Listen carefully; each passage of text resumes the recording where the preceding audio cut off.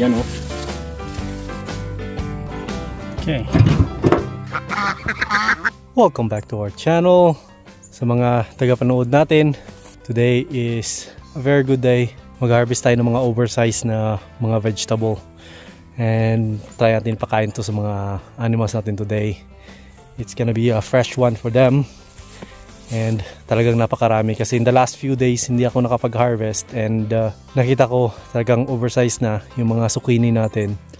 So pwede natin ipakain to sa baboy, manok, at sa rabbit natin. So yan oh, ang laki. Meron din dito sa kabila. Meron din doon.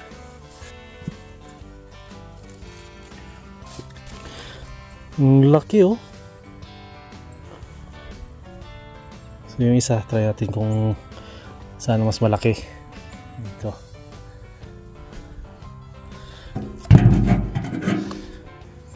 Try natin kung mapupuno natin itong wheelbarrow.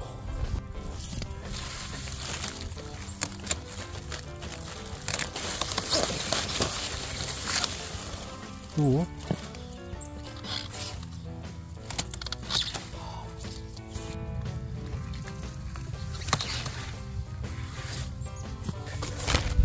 Ito na ata pinakamalaking zucchini na nakita ko.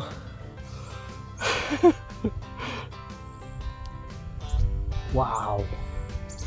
Ang kaso pagka medyo malaki na, matigas na rin at saka maraming buto, mas masarap pa rin lutuin yung medyo maliliit. So yan, maganda pagkain niya ng mga hayop.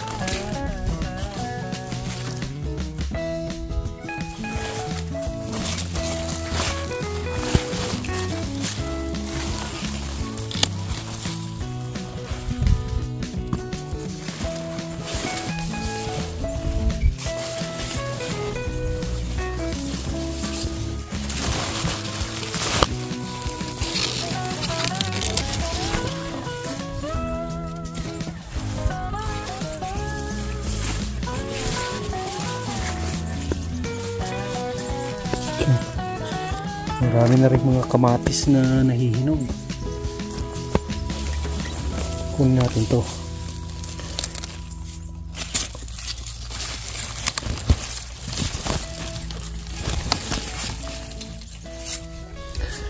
May isa akong patch dito na puno na ng mga damo. Pero meron pa rin zucchini. May malalaki pa rin.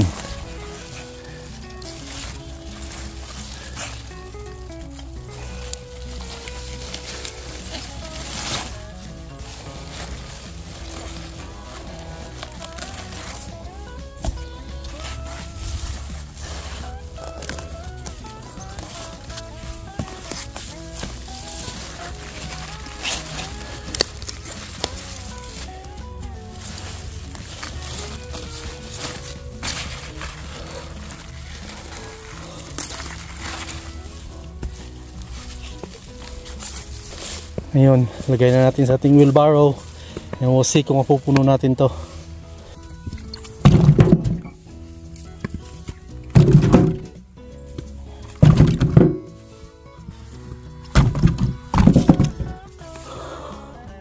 Wow, dami.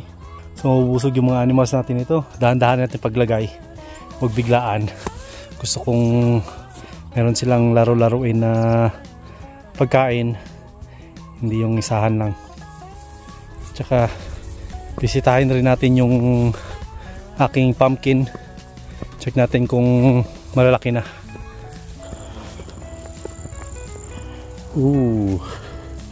Medyo nag-yellow na yung dahon kasi ang init-init nung the last few days. Pero medyo malaki-laki na. Yung isang pinakamalaki. Ito yung pinakaunang bunga ng pumpkin na napalaki niya. So ino-observe ko parati para hindi kainin ng mga insekto or yung mga deer. Yan o. Yan, napakalaki. So normal yung mga ganyan. Saka yung sa kabilang side. Good thing rin na may ganito para may camouflage siya.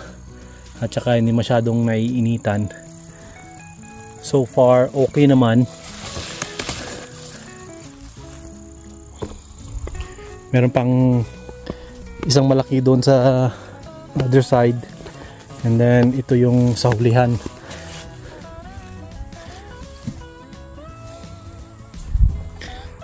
Gusto ko sana mapalaki at least twice the size pa, and then we're good kasi hindi pa naman Halloween, kasi plano namin i-decorate to sa Halloween. At least mapalaki natin at saka pwede rin ipakain sa mga animals, and this is also good for deworming.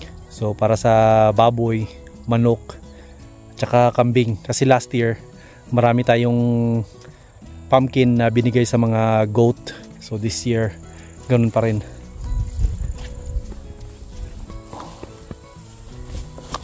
So far, success naman yung pumpkin natin. Pero by next year, gusto kong ayusin yung pumpkin area. Hopefully, lalagyan din natin ng corn. Kasi kino-cultivate pa natin yung land. Kasi first year natin na nagtanim. So far, it's a success.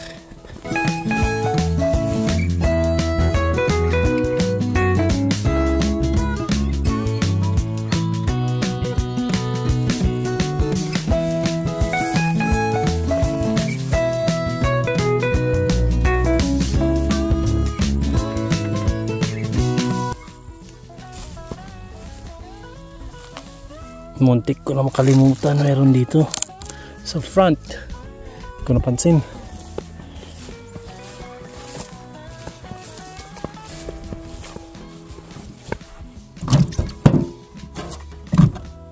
Okay, let's bring their treat.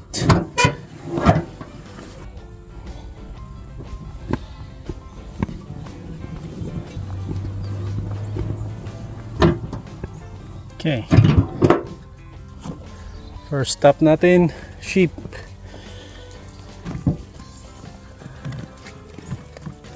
I got 2 for the sheep.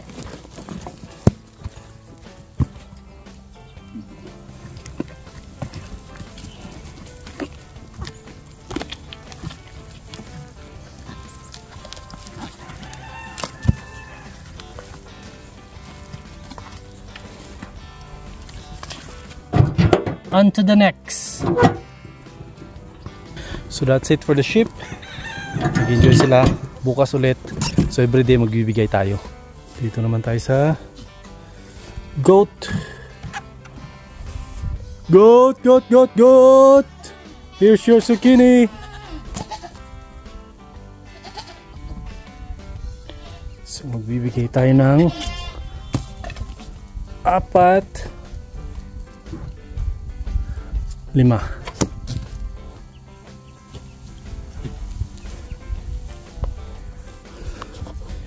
Hindi sila masyadong gutom dito kasi meron silang hay bales. So may lalaruin lang sila.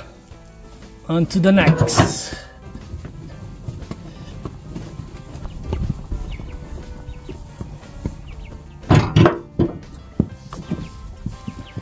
Okay.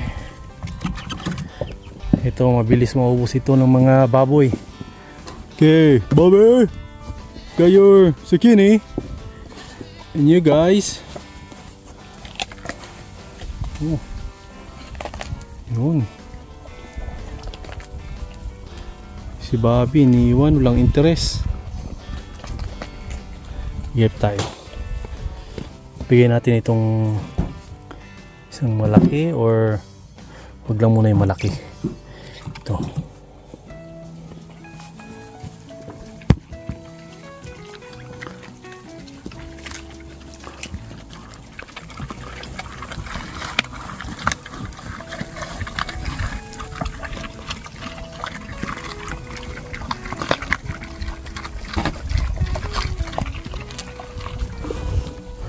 Okay, so yan, enjoy na sila. And last natin bibigyan is yung chicken.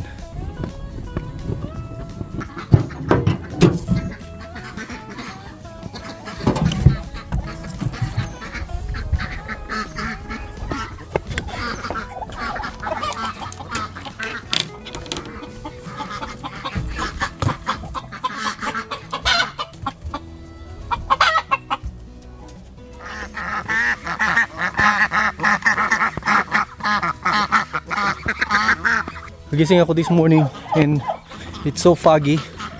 Akala ko fog. Ngayon na nakalabas ako.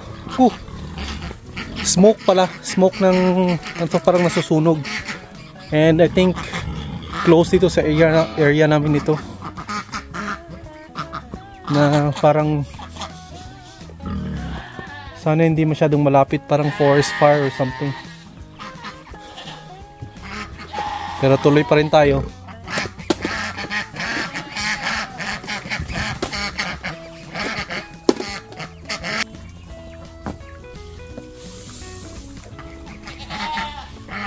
Mga goat okay lang. So let's get the pigs some food. Bobby? Bobby here. Bobby Chubby. Get your grains. Alright guys, enjoy your food. Kailangan na natin i-address itong problem sa feeder kasi nakapasok sila. So kailangan nating i-tight yung space. Kaya may daran tayong flyers at saka wire kung saan sila nakakapasok. And I think is dito na spot sila nakakapasok. So ang problem is pag nakapasok sila, so dudumihan nila at saka ihian yung hay and masisira na. So ayusin natin.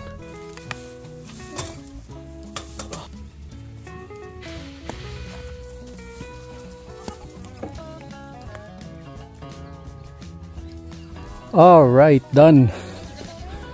So yung sa gitna na lang.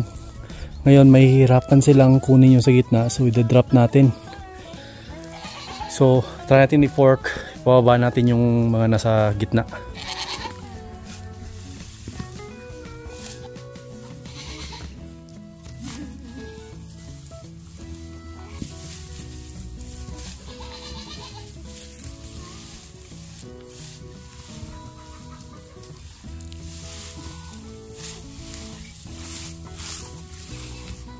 Woo! Perfect. So kakain na ulit sila.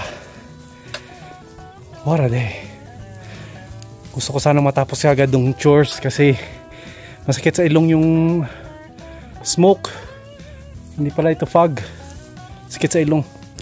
So bigyan muna natin ng pagkain yung sa kabilang side. And then baka papasok na rin tayo.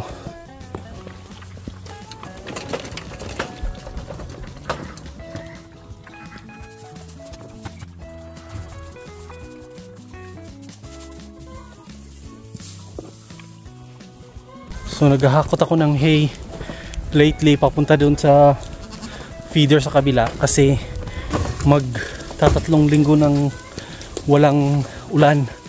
So yung grass doon sa field, sa pasture nila, dry na. nauubos na nila. So kailangan nating magbigay ng pagkain para may pagkain yung sheep dito sa kabilang side.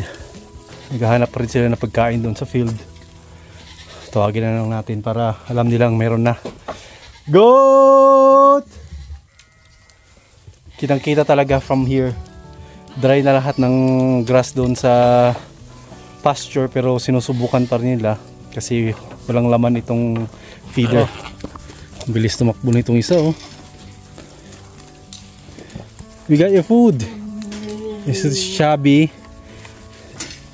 Hey, go, you have your food. So yan, tapos na yung task natin for today, and hope you enjoy watching the video. See you in the next one.